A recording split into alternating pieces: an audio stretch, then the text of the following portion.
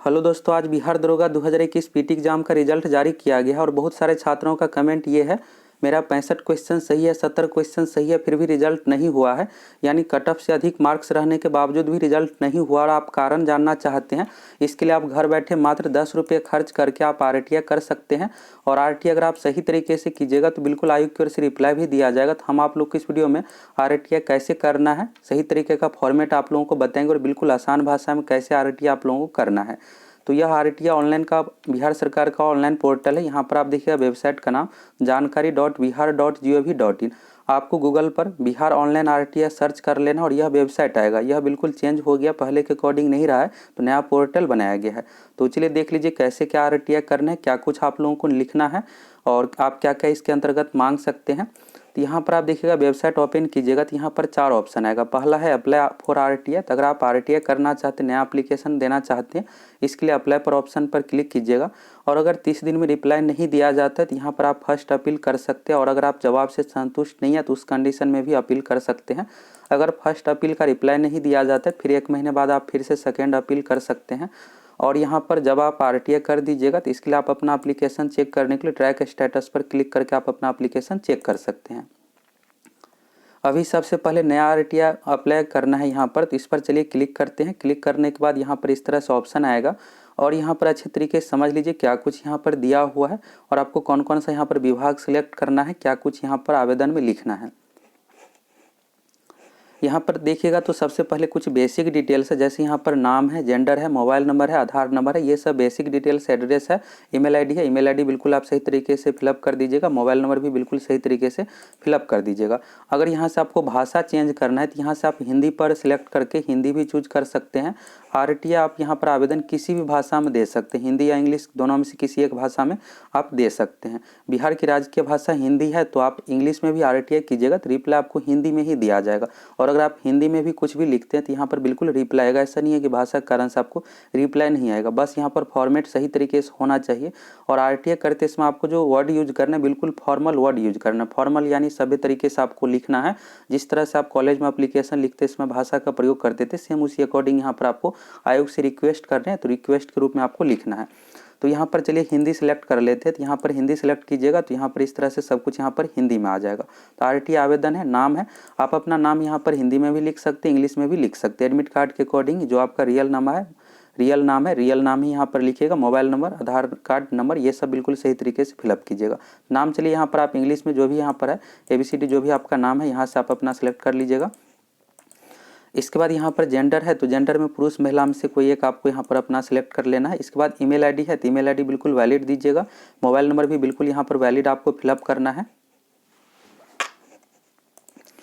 यहाँ से mobile number आप फिलअप कीजिएगा। इसके बाद आधार कार्ड नंबर है तो 12 अंक का आधार कार्ड नंबर देना है यहाँ पर। इसके बाद एड्रेस है तो रिप्लाई जो दिया जाता है आपके एड्रेस पर बाय पोस्ट माध्यम से भेजा जाएगा। तो यहाँ पर पता पंक्ति में अपना गांव का नाम दे दीजिएगा। पता सेकंड में आप पोस्ट ऑफिस का नाम देना चाहते हैं तो पोस्ट ऑफिस का नाम दे दीजिएगा। और पता 3 में आप अपना जिला का नाम भी दे सकते हैं। यहाँ से आप अपना राज्य सिलेक्ट कीजिएगा तो बिहार यहाँ से आपको सिलेक्ट कर लेना है। इसके बाद यहाँ पर जिला है तो जिला आप जिस भी जिला से आते हैं यहाँ से आप अपना जिला जो भी है यहाँ से चूज कर लीजिएगा अपना जिला। तो जैसे यहाँ पर पटना की बात करें तो पटना यहाँ पर आप देख सकते हैं। चलिए कोई सा एक इसमें चूज कर लेते हैं। इसके बाद यहाँ पर खंड है तो खंड ये ब्लॉक हो गया, ब्लॉक का हिंदी नाम यहाँ पर दिया हुआ था। आप अपना ब्लॉक यहाँ से कोई एक सिलेक्ट कर लीजिएगा।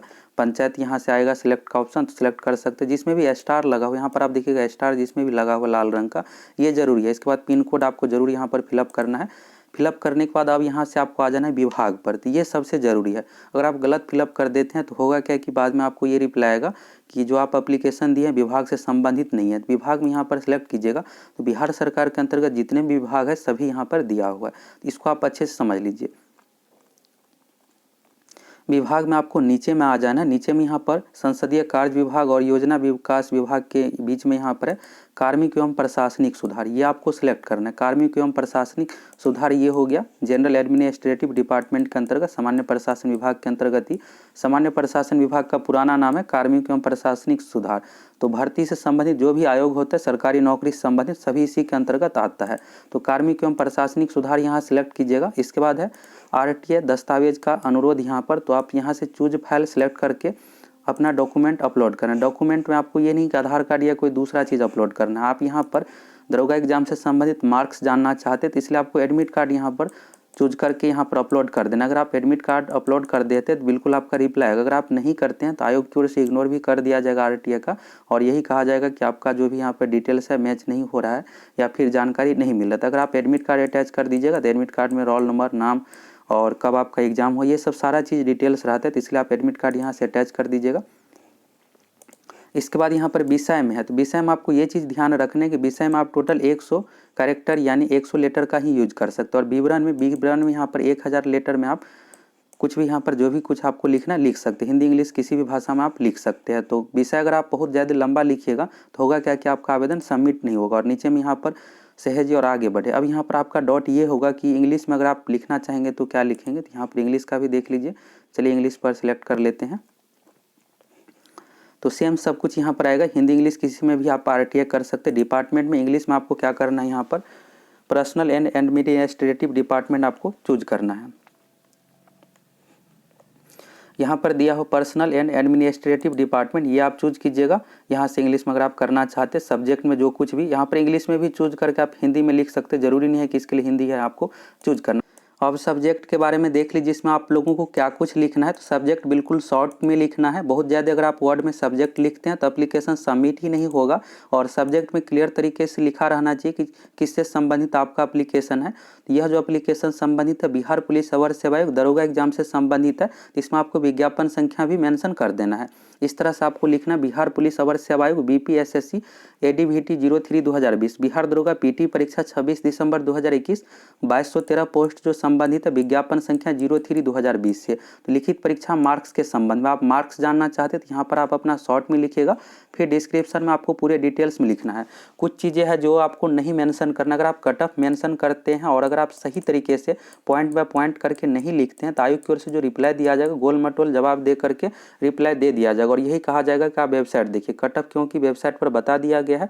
कट ऑफ अगर आप पूछिएगा तो यही कहा जाएगा कि वेबसाइट पर आप देख लीजिए। अगर आप वैकेंसी का डिटेल्स जानना चाहिएगा तो कहा जाएगा कि विज्ञापन देख लीजिए। तो ये सब चीज़ें आपको नहीं लिखना है जो पहले से वेबसाइट पर दिया हुआ है। और रिजल्ट में आप ये नहीं पूछ सकते कितना गुना रिजल्ट दिए, ये सब तो पहले ही बता दिया गया है कि 21.64 गुना है रिजल्ट, लगभग 20 गुना से अधिक ही रिजल्ट दिया हुआ है। किस कैटेगरी से कितना रिजल्ट हुआ ये सब बता दिया गया है। जो चीज़ें नहीं बताया गया, जिसके बारे में वेबसाइट पर जानकारी नहीं है, उससे संबंधित यहाँ पर RTA में आप जवाब मांग सकते हैं। अगर आप उसी संबंधित जवाब मांगिएगा तो यही कहा जाएगा कि BPSSC का ऑफिशियल वेबसाइट पर आप जाकर देख सकते हैं। तो ये हो गया। यहाँ पर दरोगा परीक्षा बिहार पुलिस अवर सेवा आयोग से संबंधित है। और यहाँ पर डिपार्टमेंट पहले से चूज है कार्मिक एवं प्रशासनिक सुधार विभाग, तो इसके पास एप्लीकेशन जाएगा। इसके बाद बिहार पुलिस अवर सेवा आयोग को ट्रांसफर कर दिया जाएगा। यहाँ पर सब्जेक्ट में क्लियर है। और इसके बाद बिहार पुलिस अवर सेवा आयोग से डिस्क्रिप्शन में जो भी आप डिटेल्स में लिखते हैं ये चेक किया जाएगा। तो यहाँ पर आप देख लीजिए आवेदन करने का 2 तरीका, एक तरह से जिस तरह से आप एप्लीकेशन लिखते हैं इस तरह से भी आप लिख सकते हैं। सेवा में श्रीमान लोक सूचना पदाधिकारी बिहार पुलिस अवर सेवा आयोग पटना, और इसके बाद विषय में लिख करके फिर आप जो भी आपकी समस्या है, जो भी आप जानना चाहते हैं इस तरह से लिख सकते हैं। ये लिखने का कोई यहाँ पर ज़रूरत है भी नहीं, इसलिए आप लोग सीधा यहाँ पर पॉइंट लिखिए, सब्जेक्ट में दीजिए और इसके बाद डिस्क्रिप्शन में सर मैं बिहार पुलिस अवर सेवा आयोग BPSSC भी आपको पोस्ट में लिख देना है, द्वारा आयोजित ADVT 03/2020 2213 पद प्रारंभिक लिखित परीक्षा का परीक्षार्थी हूँ और मेरा परीक्षा 26 दिसंबर 2021 को जिस भी पाली में आपका एग्जाम हुआ है उस पाली का नाम यहाँ पर देना है। ब्लैंक के जगह पर प्रथम पाली या द्वितीय पाली में हुआ है और मेरा रोल नंबर है। एडमिट कार्ड भी आपको साथ में अटैच कर देना है। रोल नंबर आप अपना लिख दीजिएगा, इसके बाद यहाँ पर जानकारी चेक की जाएगी। अब यहाँ पर आपको जो लिखना है पॉइंट बाय पॉइंट करके जो भी आपको जानकारी चाहिए 1 2 3 इस तरह से लिखिएगा। अगर आप एक साथ ही सब कुछ लिख दीजिएगा तो रिप्लाई सही तरीके से नहीं आता है। और खास करके आपको कट ऑफ ये सब जिक्र नहीं करना है जिसके बारे में पहले से वेबसाइट पर बता दिया गया, नहीं तो आपको रिप्लाई यही आएगा कि वेबसाइट देखने के लिए।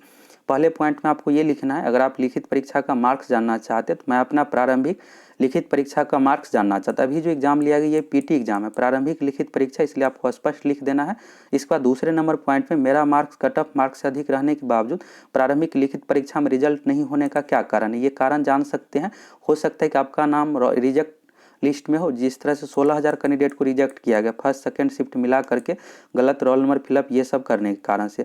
तीसरा यहाँ पर आप अगर चाहते हैं OMR शीट का स्कैन कॉपी तो ये मांग सकते हैं, ये ऑप्शनल है, आपके अकॉर्डिंग है।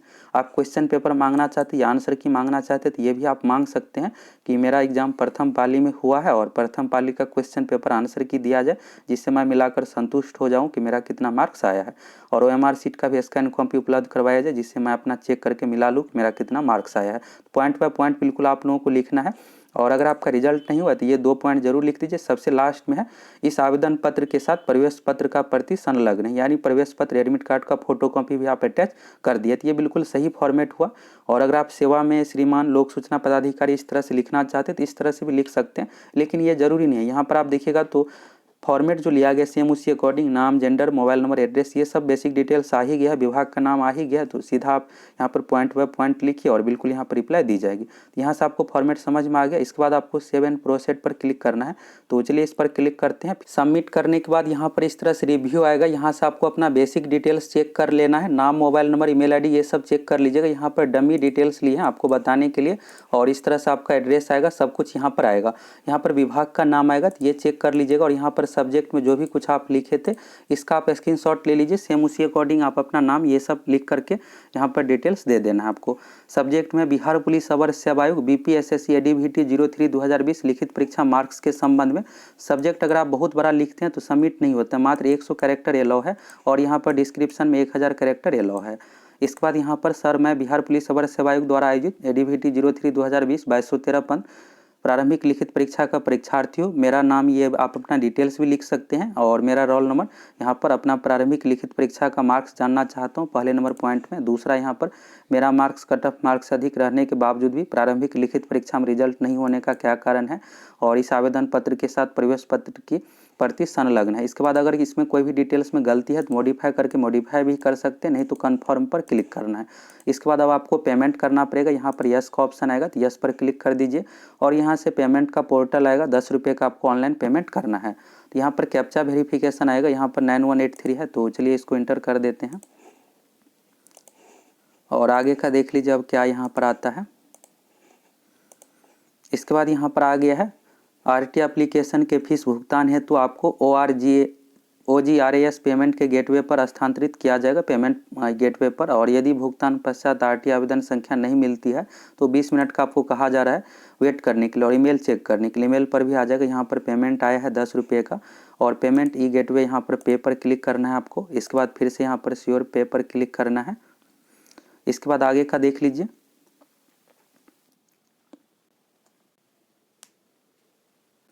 इसके बाद यहाँ पर डिटेल्स आ गया है, और यहाँ पर आपको क्या करना है, पीरियड ईयर पूछ रहा है तो 2021 से 22 यहाँ से सिलेक्ट कर लीजिए, और पीरियड यहाँ पर पूछ रहा है तो 1 टाइम आपको पेमेंट करना है, इसलिए 1 टाइम यहाँ से 1 टाइम आपको सिलेक्ट कर लेना। आपका बेसिक डिटेल्स यहाँ पर आ जाएगा।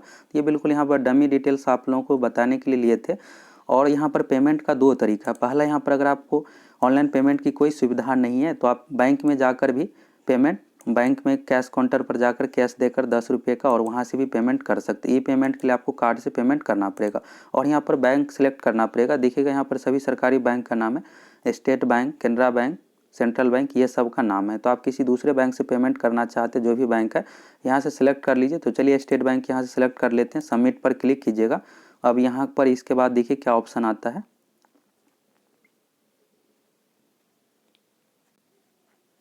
यहाँ पर थोड़ा सा देरी लग सकता है आपको, तो वेट कर लेना है।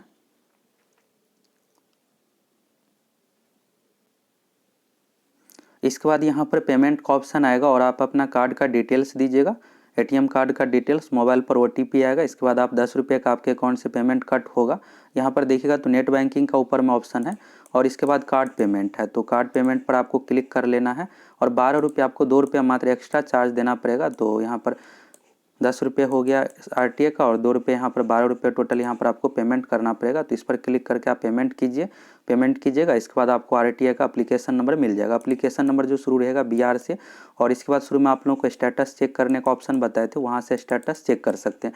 बेस्ट यही रहेगा कि आयोग को पहल करना चाहिए और सभी कैंडिडेट का मार्क्स दे देना चाहिए, जिससे स्टूडेंट को आरटीआई ना करना पड़े, कोई भी परेशानी ना हो। और जिस भी कैंडिडेट का रिजल्ट नहीं हुआ सभी अपना रिजल्ट यहाँ से देख लेंगे और मार्क्स चेक कर लेंगे मेरा रिजल्ट क्यों नहीं हुआ है, और आंसर की भी जारी कर देना चाहिए, जिससे स्टूडेंट को कंफर्म हो जाएगा कि मेरा कितना मार्क्स आया है मिला करके। क्योंकि फर्स्ट शिफ्ट सेकंड शिफ्ट दोनों में 3 से 4 क्वेश्चन पर विवाद था, इसका आंसर क्या होगा, तो आयोग आंसर की जारी करेगा तभी स्टूडेंट को पता चलेगा। तो आयोग को पहल करके सभी कैंडिडेट का मार्क्स बता देना चाहिए, छात्र हित में ये सही रहेगा।